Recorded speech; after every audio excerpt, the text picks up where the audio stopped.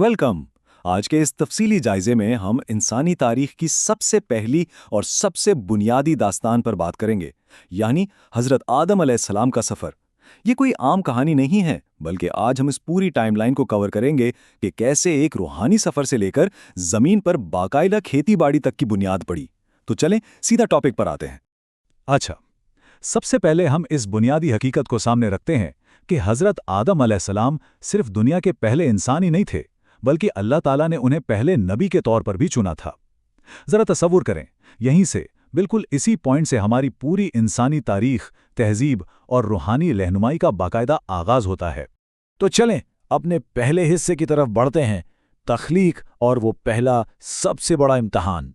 अगर हम तख्लीक के इस पूरे प्रोसेस को एक टाइमलाइन के तौर पर देखें तो ये कितना ज़बरदस्त लगता है।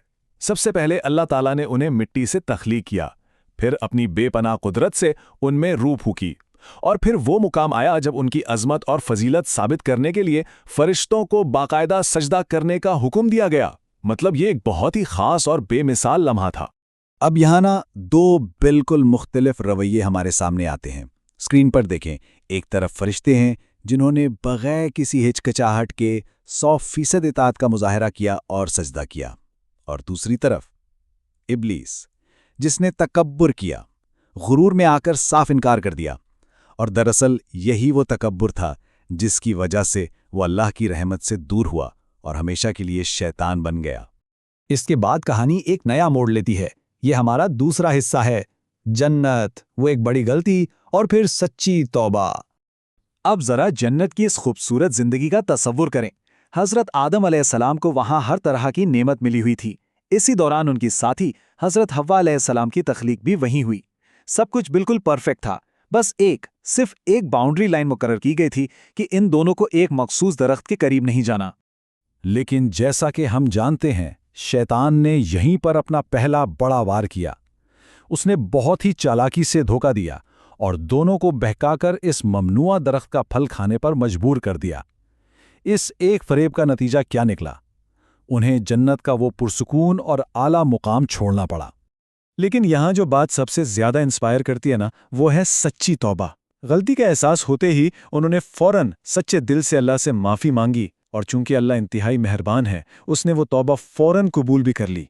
हाँ, ये ज़रूर हुआ कि उनका अगला सफ़र अब ज़मीन पर शुरू होना था, लेकिन वो अपने साथ माफ़ी का ये ज़बरदस्त असूल लेकर आए।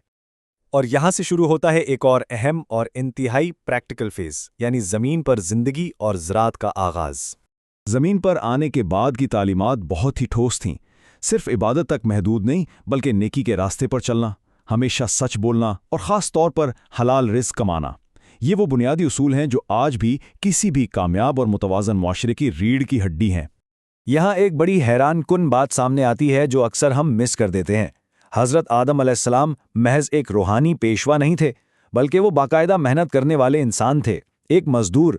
उन्होंने अपने हाथों से सख्त मेहनत करके पूरी इंसानियत को एक प्रैक्टिकल मिसाल दी कि ज़िंदगी कैसे गुजारनी है। स्क्रीन पर ज़रा इस ज़री प्रोसेस को देखें। पहला कदम था ज़मीन में बीज बोना, दूसरा पूरी दिलजमी से फसल उगाना, और तीसरा अपने और अपने ख़ानदान के लिए रिस्क हासिल करना। अगर आप सोचें तो दुनिया का सबसे पहला मुआशी और खालिस तरीन ज़री निज़ाम बिल्कुल यही था। वैसे बात सिर्फ खेती बाड़ी तक नहीं रुकी। बका के लिए जो और भी ज़रूरी हुनर थे ना, जैसे कपड़े बनाना, ज़मीन के इस नए माहौल में रहना सीखना, रोज़मर्रा के मुश्किल कामकाज संभालना, ये सब भी उन्होंने सिखाया।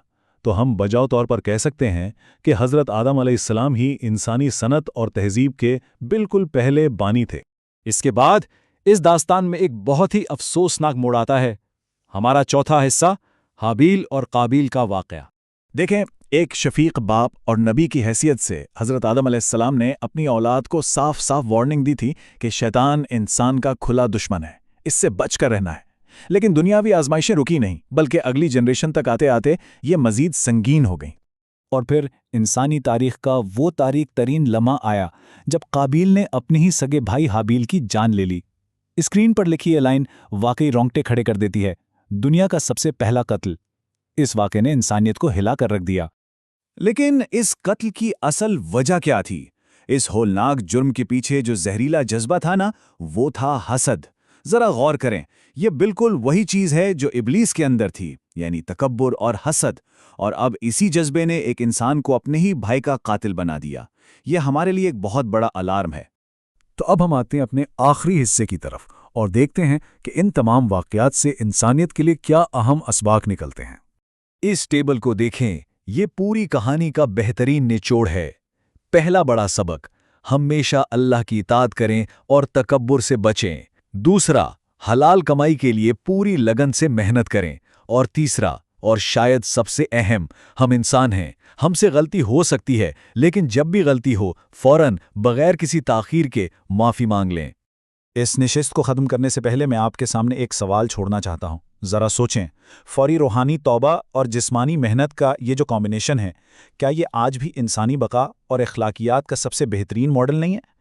یہ صرف ماضی کی ایک پرانی داستان نہیں ہے، بلکہ آج کی اس ماڈرن دنیا میں بھی ایک کامیاب اور متوازن زندگی گزارنے کا بالکل پرفیکٹ بلو پرنٹ ہے۔ مجھے امید ہے آج کے اس جائزے سے آپ کو بہت کچھ نیا سیکھنے کو ملا ہوگا۔